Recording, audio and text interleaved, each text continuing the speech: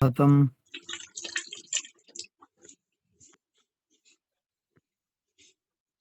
सभी अपना अपना कैमरा ऑन कर लें।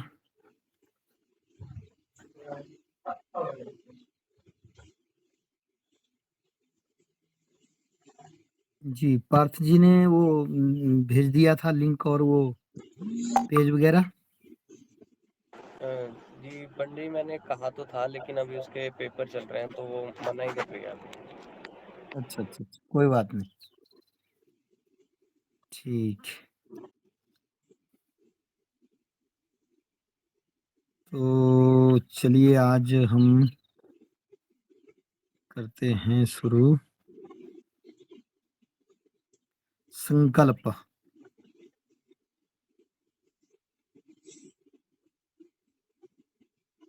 संकल्प भूतोच्चारण के बाद आया संकल्पम।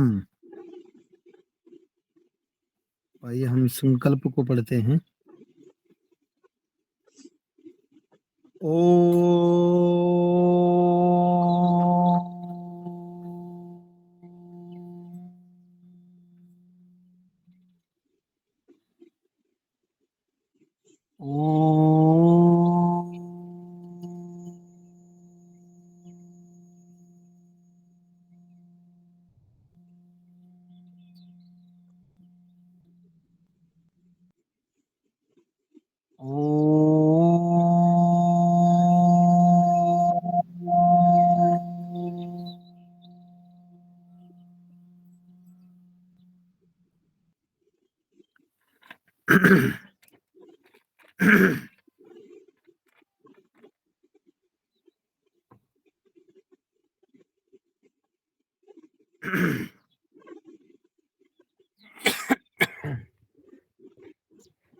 तो यहाँ पर ओम के बाद विष्णुर विष्णुर विष्णु आया है। तो यहाँ पर 3 बार विष्णु का उच्चारण किया गया है। विष्णु, अगर विष्णु के साथ विष्णु आगे जुड़ता है, एक पद इसको बनाते हैं, समस्त पद इसको बनाते हैं, तो जो विसर्गे हैं उनको पुनः र हो जाता है, क्योंकि र से ही विसर्गें होती हैं। तो वो तो व्याकरण की सिद्धि में अगर जिसको व्याकरण का नॉलेज है वही समझ पाएगा। लेकिन यहाँ पर विसर्गों से ही र बनता है और र से विसर्गें बनती हैं। तो विष्णुर इसलिए किया गया है क्योंकि यहाँ पर वी पुनः आगे है और उसको समस्त किया गया है, समास किया गया है, जोड़ा गया है। तो 3 बार यहाँ पर विष्णु विष्णु विष्णु कहा गया है। ये क्यों कहा गया संकल्प में, तो ये पहले आपको ध्यान करना है। पहली बात तो ये है कि जब संकल्प किया जाता है तो जो आपको अर्घ्य पात्र मिला है उस अर्घ्य पात्र में जल लेना होता है और उसमें कुशा को संयोजित करना पड़ता है और उसमें अक्षत गंध इत्यादि मिला करके, तो तब जा करके हम संकल्प करते हैं। तो जल देवता को साक्षी मानते हुए, क्योंकि आपो इति नारा प्रोक्ता आया है कहीं पे, पुराणों में भी वर्णन आया है कि जल को ही नारा कहते हैं। नारा एव आयनम यस्य नारायणः। तो जल ही जिनका घर है, अर्थात जो जल स्वरूप ही हैं, तो वो नारायण हैं। तो उस नारायण को साक्षी मानते हुए, उस जल नारायण देवता को साक्षी मानते हुए अपने हाथ में जल को उठा करके उनका 3 बार स्मरण किया जाता है। 3 बार उनके नाम का उच्चारण किया जाता है। एक बार बोलेंगे तो एक वचन है, यहाँ पर 3 बार बोला गया। एक बार बोलेंगे तो एक वचन है और 2 बार बोलेंगे तो द्विवचन है। 2 वचन हो गए ना। लेकिन 3 बार बोलेंगे तो वो 3 वचन नहीं, वो बहुवचन हो जाता है। क्या हो जाता है? बहुवचन, अर्थात हमने बहुत बार बोला है, तो वो बहुवचन है। तो अधिक बहुत्व की विवक्षा में बहुवचन होता है।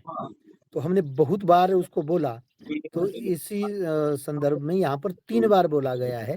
3 बार का अर्थ है बहुत बार बोल दिया गया। अब भगवान विष्णु का ही स्मरण क्यों किया गया है? क्योंकि वो भगवान विष्णु जिनको जल स्वरूप भी माना जाता है और वासनात् विष्णुः जो सभी तत्वों में सभी संसार के जितने भी तत्व पदार्थ हैं, उनमें जो सन्निहित हैं, उनमें जो व्याप्त हैं, वासित हैं, तो वो विष्णु हैं। तो भगवान विष्णु का स्मरण करने से संसार के चराचर तत्वों का स्मरण हो जाता है। ठीक है? तो इसलिए यहाँ पर विष्णु का उच्चारण और 3 बार बहुत्व की विवक्षा में यहाँ पर 3 बार बोला गया है, बहुत बताने के लिए कि हमने बहुत बार उनका स्मरण कर लिया है। कितना ज़्यादा करें भगवान जी का स्मरण, तो उतना ज़्यादा करना चाहिए जितना हो सके। तो मतलब बहुत होना चाहिए, तो बहुत्व की विवक्षा यहाँ पर दिखाने के लिए यहाँ पर 3 बार उच्चारण हुआ है। अब कोई भी कार्य जब हम करते हैं, तो उसके अंत में हम कहते हैं श्री विष्णवे नमः, श्री विष्णवे नमः, श्री विष्णवे नमः। श्री विष्णु स्मरणात् परिपूर्णतास्तु। तो भगवान विष्णु के स्मरण मात्र से ही परिपूर्णता हो सकती है, तो उनका भगवान के नाम से ही परिपूर्णता हम करते हैं।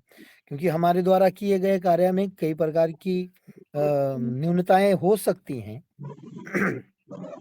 वो न्यूनताएं न रहें, वो जो हमारे द्वारा किया गया कार्य जो है, यज्ञ जो है, पूजा जो है, अनुष्ठान जो है, जप जो है, वो सभी पूर्ण हो जाएं, तो उसके लिए हम भगवान विष्णु का स्मरण बाद में करते हैं। श्री विष्णवे नमः, श्री विष्णवे नमः, श्री विष्णवे नमः, श्री विष्णु स्मरणात् परिपूर्णतास्तु। ये शास्त्र वाक्य है कि भगवान विष्णु के स्मरण से ही परिपूर्णता होती है।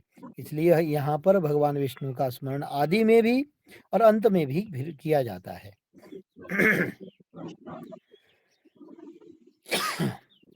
तो यहाँ पे संकल्प हो रहा है, तो आइए हम लोग संकल्प पढ़ते हैं। ओम विष्णुर विष्णुर विष्णुः। ओम विष्णुर विष्णुर विष्णुः। ओम विष्णुर विष्णुर विष्णुः। या ये भी बोल सकते हैं ओम विष्णुः विष्णुः विष्णुः। जब तोड़ करके पढ़ रहे हैं तो उसको विष्णु विष्णु विष्णु करके भी पढ़ा जा सकता है। उसके बाद ओम स्वस्ति श्रीमन्मुकुंद श्रीमन्मुकुंद मुकुंद श्रीमन्मुकुंद सच्चिदानंद सच्चिदानंदस्य आज्ञया। इसको इकट्ठा पढ़ना है तो कैसे पढ़ेंगे? श्रीमन्मुकुंद सच्चिदानंदस्याज्ञया। श्रीमन्मुकुंद सच्चिदानंदस्याज्ञया। यहाँ पर जो स्वस्ति शब्द है, ये मंगलार्थक यहाँ पर इसको बोला गया है, कल्याणार्थक बोला गया है कि सबका कल्याण हो। कल्याण के लिए ये यहाँ पर संकल्प किया जा रहा है। ओम स्वस्ति, ये कल्याणार्थक शब्द है। तो उसके बाद श्रीमन मुकुंद, जो परमपिता परमेश्वर जिसको हम मानते हैं, श्रीमन मुकुंद भी उसको उनको कहा जाता है, इस नाम से भी जाना जाता है। सत्चित आनंद जो स्वरूप जिनका है, ऐसे सच्चिदानंदस्य आज्ञया, अर्थात उनकी आज्ञा से। यहाँ पर जो संकल्प किया जा रहा है, इसकी योजना को आपको समझना है कि एक तो शब्द उच्चारण भी आपने सीखना है और संकल्प के अर्थ को भी समझना है कि संकल्प का अर्थ क्या है। क्योंकि संकल्प एव मुख्य स्यात्, संकल्प ही मुख्य है। शुभाशुभ कर्मसु, चाहे शुभ कर्म हो चाहे अशुभ कर्म हो, सर्वत्र संकल्प ही मुख्य है। आगे कभी चर्चा आएगी तो आपको बताएंगे कि जो संकल्प है वो मन का धर्म है। और मनः एव मनुष्याणां कारणं बन्धमोक्षयोः। मनः एव मनुष्याणां कारणं बन्धमोक्षयोः। मन ही कारण है मनुष्यों के बंधन का भी, मुक्ति का भी। ये मन जो है यही इस संसार में बांधता भी है, इस संसार से मुक्त भी करता है। जो हमें कुछ दिखता है, अनुभव होता है, ये इसके पीछे मन ही कारण है। जिसका जैसा मन रहता है वैसी उसकी बुद्धि रहती है। तो ये मन का ही कारण है और बुद्धि के अनुसार ही कर्म होते हैं। तो कर्म के पीछे जो मूल कारण है वो मन ही है। तो मन का ही धर्म संकल्प है। तो चलो ये बाद में कभी चर्चा रहेगी। अभी हम सिर्फ संकल्प पे ध्यान देंगे कि संकल्प क्या है, संकल्प हमें क्या संदेश दे रहा है। तो श्रीमन मुकुंद सच्चिदानंदस्य ज्ञा, अर्थात श्रीमन मुकुंद सच्चित आनंद जिनका स्वरूप है, ऐसे परमपिता परमेश्वर सच्चिदानंद भगवान की आज्ञा से प्रवर्तमानस्य अद्य परार्ध प्रवर्तमान प्रवर्तमान पहले बोलेंगे प्रवर्तमान जो इस समय प्रवर्तित हो रहा है, प्रवर्तमानस्य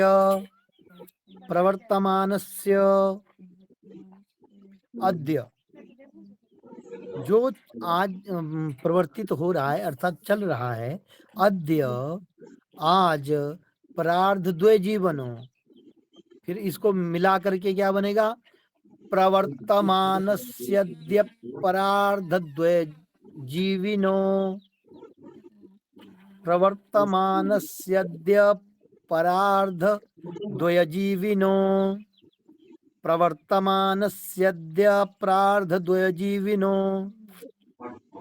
ब्रह्मणो।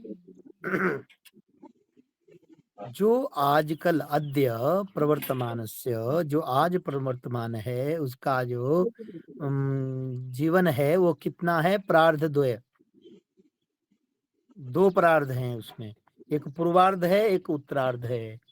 जैसे हमारा जीवन अगर 100 वर्ष का है, उसी प्रकार यहाँ पर ब्रह्मा के बारे में बताया गया है कि वो दो प्रार्ध जीता है, अर्थात पूर्वार्ध और परार्ध। जैसे हमारा 50 वर्ष से पूर्व जो जीवन काल होता है उसको भी पूर्वार्ध कहते हैं। जीवन काल है 100 वर्ष, तो 50 वर्ष से पूर्व का जो काल है, पूर्व वाले जो 50 वर्ष हैं उसको पूर्वार्ध कहते हैं, मतलब पूर्व वाला आधा भाग और उत्तर वाला आधा भाग, पहले वाला आधा भाग और बाद वाला आधा भाग। तो पूर्व वाला आधा भाग क्या होगा, 50 वर्ष से पहले का जीवन, और आधे वाला उत्तरार्ध क्या मतलब बाद वाला क्या होगा, तो जो 50 वर्ष के बाद वाला जो 100 वर्ष तक का जो जीवन काल है उसको उत्तरार्ध बोलते हैं, परार्ध और उत्तरार्ध। तो यहाँ पर जो हमारे ब्रह्मा हैं, जिस ब्रह्मांड में हम बैठे हैं, उस ब्रह्मांड के जो स्वामी ब्रह्मा हैं उनका जीवन क्या है, परार्ध अद्य परार्ध द्विजीवनो, जो द्विजीवन है उनका, दो प्रार्धों में उनका जीवन है, एक उत्तरार्ध एक पूर्वार्ध। तो दो जीवन है उनका। तो अभी क्या है कि जो ब्रह्मा हैं प्रवर्तमान में, जो आजकल वर्तमान में जो प्रवर्तित हो रहे हैं ब्रह्मा, जो इस सृष्टि को चला रहे हैं, बना रहे हैं, तो वो ब्रह्मा जो हैं वो द्विजीवनों हैं और उनका द्वितीय प्रार्ध चल रहा है, अर्थात उनका 50 वर्ष पहले वाला बीत गया है, 50 वर्ष के हो चुके हैं, तो द्वितीय प्रार्ध चल रहा है। द्वितीय प्रार्ध अब शुरू हुआ है, कैसे आगे बता रहे हैं, द्वितीय प्रार्धे तो 150तमे वर्षे, 150तमे वर्षे, 150तमे वर्षे, 150तमे वर्षे, तो उनका पूर्वार्ध समाप्त हो चुका है, अर्थात 50 वर्ष पूरे हो चुके हैं और वो परार्ध में प्रवेश कर गए हैं और 51वां वर्ष 51, एक पंचाशत, पंचाशत मतलब 50, एक मतलब एक, 51। तो उनका जो वर्ष है वो कौन सा चल रहा है? 51वां, 51 वर्ष चल रहा है। तमे वर्षे, एक पंचाशत तमे वर्षे। हमें यहाँ पर हम पूरा बता रहे हैं कि भगवान की आज्ञा से जब ब्रह्मा ने इस ब्रह्मांड को बनाया है, और वो ब्रह्मा अब इतने वर्ष के हो चुके हैं, जब ब्रह्मा भी पैदा होते हैं, ब्रह्मा जी का भी जीवन है, तो ये ब्रह्मा जी जो हैं ये 50 वर्ष के हो गए इस सृष्टि का कार्य करते हुए। अब इनका 51वां वर्ष चला है। तो ब्रह्मा जी का जो 51वां वर्ष चला है, उसमें तमे वर्षे प्रथम मासे, अभी पहला महीना चल रहा है उनका। 51वां वर्ष का पहला महीना चल रहा है, क्योंकि 12 महीनों का एक वर्ष होता है। तो प्रथम मासे उनका पहला महीना चल रहा है। प्रथम पक्षे, और एक महीना जो होता है वो 2 पक्षों से बनता है, शुक्ल पक्ष और कृष्ण पक्ष, 2 पक्ष हैं। 15 दिन का एक पक्ष होता है। तो अभी आपको इसी संकल्प में हम सब चीज़ों का नॉलेज कराएंगे कि तिथियां कितनी होती हैं, वार कितने होते हैं, नक्षत्र कितने होते हैं, कर्ण कितने होते हैं, योग कितने होते हैं। देखो ये बहुत बड़ा एक विज्ञान है, ये पूरा मैथमेटिक्स है यहाँ पे जो संकल्प में बताया जाता है। हमें लगता है कि संकल्प सामान्य है, संकल्प सामान्य नहीं है, बहुत विशेष है। तो इसमें क्या-क्या चीज़ें आएँगी आप लोग अब ध्यान देंगे, तो इसको समझना ज़रूरी है। देखिए चाहे छोटी आयु वाले बच्चे यहाँ पर हैं, लेकिन समझना ज़रूरी है कि संकल्प है क्या? नहीं तो हम नववर्ष भी किसका मनाते हैं? जिनके अभी 225 वर्ष मतलब हाँ, 2025वां वर्ष चल रहा है अभी। जिनका 2025वां वर्ष अभी चल रहा है, उससे पहले उनका कोई नामो-निशान नहीं था। वहाँ से वो अपनी गिनती कर रहे हैं। उनका भगवान उस समय ही पैदा हुआ, उसके पहले कुछ नहीं था उनका। उस भगवान को जो फॉलो करते हैं, वो भगवान उनका उतने वर्ष पहले आया। अभी 2024 वर्ष हुए हैं उसको आए हुए। तो हम उनके पीछे दौड़े रहते हैं। लेकिन हमारा जो विज्ञान है, हमारी जो गणना है वो बहुत लंबी-चौड़ी गणना है। तो आइए हम इस गणना में प्रवेश करते हैं। तो हमने कहा कि प्रथम पक्षे, प्रथम मासे, पहला महीना, उसका भी प्रथम पक्ष, अर्थात पहला ही पक्ष चल रहा है अभी। हमारा जो मासांत होता है वो पूर्णिमांत होता है, अमावस्यांत नहीं होता है। पूर्णिमांत होता है तो पहला पक्ष कृष्ण पक्ष आता है। अभी ब्रह्मा जी का कृष्ण पक्ष चल रहा है। तो प्रथम दिवसे, उसका भी पहला दिन चल रहा है, प्रतिपदा ही चल रही है अभी। प्रथम दिवसे, और उसमें भी प्रतिपदा का दिन हो गया है अहनो, मतलब अहन मतलब दिन, अहनो। प्रथम दिवसे, प्रथम दिवसे नो, अहनो मतलब अहन अर्थात दिन, अहनो। द्वितीय यामे, और उसमें भी द्वितीय याम, 8 याम होते हैं।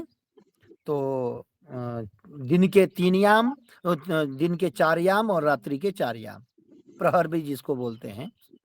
तो उसी को याम यहाँ पे कहा गया है। तो अर्थात अगर 12 आप समझिए कि 12 घंटे का अगर दिनमान है, वैसे तो कई बार दिन बड़ा हो जाता है, रात्रि छोटी होती है, रात्रि बड़ी होती है, तो दिन छोटा हो जाता है। लेकिन अगर 24 घंटे की दिन रात होती है, 60 घड़ी का होता है, घड़ी पल अभी आपको नहीं बताएंगे क्योंकि आप उलझ जाएंगे। तो आगे आपको बताएंगे कि घटी पल क्या होता है, घड़ियाँ क्या होती है, पल क्या होते हैं, तो कितने घटी का क्या होता है, कितने कैसे कैसे इसकी गणना है। तो 60 घड़ी का अहोरात्र होता है। तो यहाँ पे आप इतना तो जानते हैं कि 24 घंटे की दिन रात होती है। तो समझ लीजिए 12 घंटे का दिन, 12 घंटे की रात्रि, जब दोनों बराबर होते हैं तब। तो अगर 12 घंटे का दिन है तो उसको 4 भागों में करेंगे तो 3-3 घंटे का, 3 चौके 12। 3 घंटे का एक प्रहर अर्थात याम होता है। तो क्या हुआ है कि अभी सुबह ही हुई है, अभी 3 घंटे नहीं बीते हैं, तो उसमें 3 घंटे, हाँ, द्वितीय याम में 3 घंटे बीत चुके हैं, द्वितीय याम प्रारंभ हुआ है। द्वितीय याम शुरू हो गया है, मतलब सुबह के 3 घंटे बीत गए हैं ब्रह्मा जी के। क्योंकि यहाँ का जो कालगणना है, पृथ्वी की कालगणना और है, इससे ऊपर भी लोक हैं। भूलोक के बाद भुवन लोक आता है। स्वः, मह, जनः, तपः, सत्यम, ऊपर के सत्यलोक तक की ये बात है। सत्यलोक में ब्रह्मा रहते हैं। तो ये ब्रह्मलोक की जो कालगणना है ये अलग प्रकार से है, और स्वर्गलोक की गणना जो है, काल गणना है, वो अलग प्रकार से है। आपको आगे इसी में संकल्प में हम थोड़ा समझाने की कोशिश करेंगे कि कैसे कैसे काल गणना है। तो वहाँ जो हमारा ब्रह्मा है, जो सत्यलोक में बैठा हुआ है, ब्रह्मलोक में जो बैठा हुआ है, वो उस ब्रह्मा के अभी 3 घंटे बीते हैं, अर्थात द्वितीय याम प्रारंभ हुआ है, और द्वितीय याम में भी तृतीय मुहूर्ते, तीसरा मुहूर्त चल रहा है। और रथंतरादि रथांतरादि रथन रथन हाँ, रथांतरादि द्वात्रिंशत कल्पाना मध्ये, यहाँ पर मतलब 32 कल्पों के नाम दिए गए हैं। 32 कल्प रथांतरादि, जैसे हमारे बासुरों के नाम होते हैं, 12 के नाम होते हैं ना, तो उसी प्रकार ब्रह्मा जी के जो दिन होते हैं वो 32 दिन बताए गए यहाँ पे। तो कल्प अर्थात ब्रह्मा जी का दिन, तो उनके अलग अलग नाम होते हैं। जिस पहला नाम रथांतर है। तो रथांतर है, तो उसी प्रकार आगे आगे जो नाम आएंगे वो अलग अलग प्रकार से 32 नाम हैं। तो रथांतर आदि, रथांतर है आदि में जिसके, ऐसे जो द्वात्रिंशत अर्थात 32 कल्प हैं, उनके बीच में, 32 कल्पों के बीच में अभी अष्टमे श्री श्वेत वराह कल्पे, अभी का जो दिन ब्रह्मा का चल रहा है उसका क्या नाम है? कल्पानाम मध्य अष्टमे, मतलब 8वां कौन सा कल्प? श्री श्वेत वराह कल्प। अभी क्या, कौन सा कल्प चल रहा है? श्री श्वेत वराह कल्प चल रहा है। तो देखिए, एक चीज हम आपको बताएं, ब्रह्मा जी के दिन की बात यहाँ पे हो रही है। थोड़ा सा ब्रह्मा जी के दिन के विषय में हम थोड़ी सी चर्चा कर लेते हैं। ओहो, यहाँ तो 6:28 हो गए और ये बहुत लंबा हो गया काम। चलो कोई बात नहीं, इतना ही अगर आज इतना ही है तो इतना ही सही, सही से होना चाहिए। नॉलेज जो है, आपको संकल्प का जो नॉलेज है वो सही से होना चाहिए। हम ब्रह्मा जी के दिन तक पहुंचे हैं, तो ब्रह्मा जी के दिन की बात हम आपको बताते हैं। मोटा मोटा अगर आपको बताएं, जैसे हम अभी कलयुग में बैठे हैं, तो ये 28वां कलयुग है। अर्थात इससे पहले और भी कलयुग हो चुके हैं, तो वो आगे वर्णन आएगा। पहले हम आपको दिन बता लेते हैं कि जैसे ये कलयुग है, कलयुग की आयु जो है 4,32,000 वर्ष है। एक कलयुग की आयु कितनी है? 4,32,000 वर्ष। 4 युग होते हैं, तो कलयुग का दुगना द्वापर होता है, कलयुग का 3 गुना त्रेता होता है, और कलयुग का 4 गुना सतयुग होता है। 4 3 7, 2 9 और 1 10, तो कलयुग का 10 गुना चतुर्युग होता है। चारों युगों को मिलाकर के एक चतुर्युग बनता है, जिसको महायुग भी कहते हैं। तो ये जो चतुर्युग है, ये कलयुग का 10 गुना होता है। तो ऐसे ही चतुर्युग, महायुग जब 71 बार बीतते हैं, तो एक मनु होता है, एक मनु। और ऐसे ही जब 14 मनु बीतते हैं, 14 मनु हैं, तो ऐसे ही जब 14 मनु बीतते हैं, तब ब्रह्मा का एक दिन होता है, और जितना ब्रह्मा का दिन होता है उतनी उनकी रात भी होती है। फिर संधियों का भी बीच में बताया गया है कि संधि काल भी जो है उसको भी काउंट किया जाता है, लेकिन हम यहाँ पे आपको मोटा मोटा बता रहे हैं। तो इतना समय ब्रह्मा का दिन रहता है, तो उस ब्रह्मा के दिन की यहाँ पर बात की जा रही है। तो इस दिन का नाम क्या है? श्वेत वराह कल्प। ब्रह्मा का दिन अर्थात कल्प।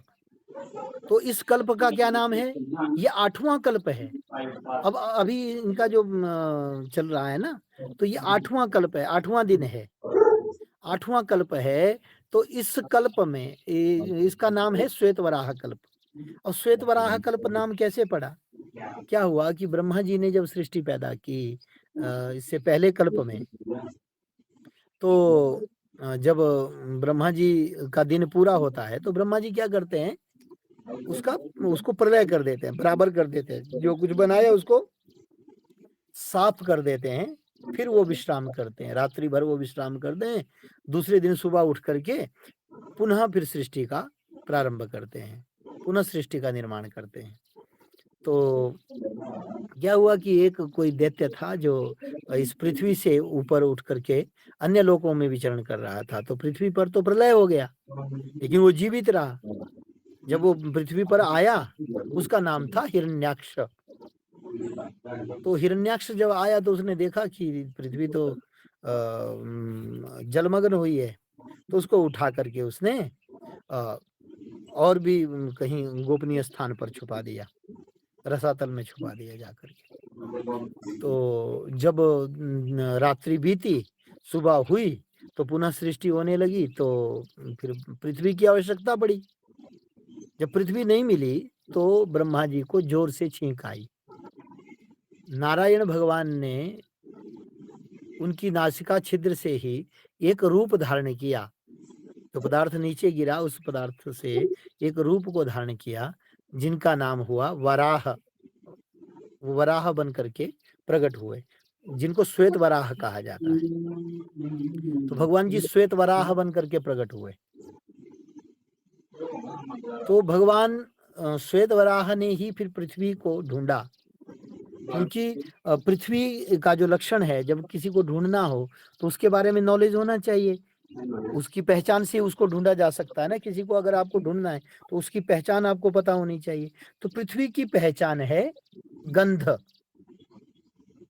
न्याय दर्शन में लिखा है कि तत्र गंधवती पृथ्वी। पृथ्वी क्या है? गंधवती होती है। तो जिसमें गंध रहती है वो पृथ्वी है। तो गंध को सूंघने की सबसे ज्यादा शक्ति सभी जीवों में किसमें होती है? सभी जीवों में जो सबसे ज्यादा गंध को सूंघने की जो शक्ति होती है वो किसमें होती है? वराह में, सुअर में। तो भगवान जी ने वराह अवतार लिया, क्योंकि पृथ्वी को खोजना था। तो वराह बन करके गए और उस पृथ्वी को रसातल से लेकर के आए और अपनी कक्षा में स्थापित किया। तभी से इस कल्प का नाम, जिस कल्प में पृथ्वी को भगवान वराह लेकर के आए, वराह भगवान ने उसकी रक्षा की और उसको अपनी कक्षा में स्थापित किया। तभी से लेकर के इस कल्प का नाम क्या पड़ गया? श्री श्वेत वराह कल्प। तो ये कौन सा कल्प चल रहा है? ये ब्रह्मा का वो दिन है जिस दिन इस पृथ्वी का उद्धार श्वेत वराह कल्प, श्वेत वराह भगवान ने किया था। इसलिए इस कल्प का नाम, ब्रह्मा के दिन का नाम श्वेत वराह कल्प हुआ। और उसी श्वेत वराह कल्प में जो 8वां कल्प है ब्रह्मा का, हम उसमें बैठ करके ये संकल्प कर रहे हैं। तो अष्टमी श्री श्वेत वराह कल्पे।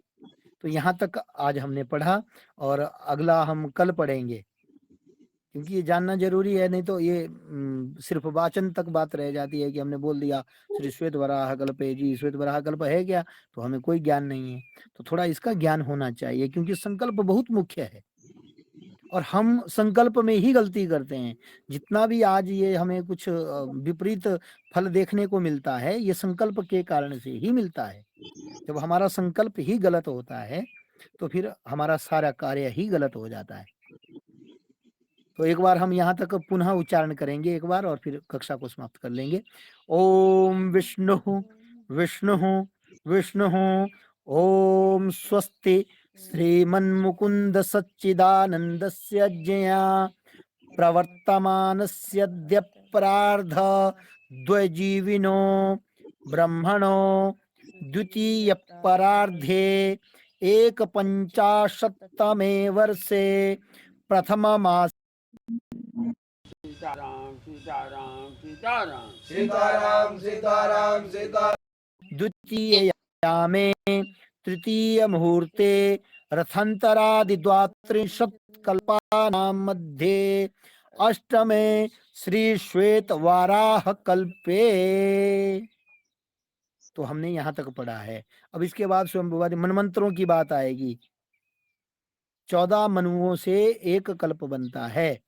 तो यहाँ पर स्वयंभू आदि, स्वयंभू मनु हुए जिसके आदि में ऐसे जो मनमंत्र हैं, तो उनके मध्य में आजकल कौन सा मनमंत्र चल रहा है? सप्तमय वैवस्वत मनमंत्र है, 7वां वैवस्वत मनमंत्र चल रहा है। 7वां मनमंत्र चल रहा है, उसमें भी 28वां कलयुग चल रहा है। तो एक मनु में कितने कलयुग आते हैं? 71 कलयुग आएंगे, 71 महायुग चतुर्युग आएंगे। तो ये कल आपको पढ़ाया जाएगा। आज यहीं पे, क्योंकि समय हो चुका है, बहुत से बच्चों को स्कूल भी जाना होगा, तो यहीं पे कक्षा को समाप्त करते हैं। पुनः एक बारम जय जय श्री सीताराम, सुप्रभातम।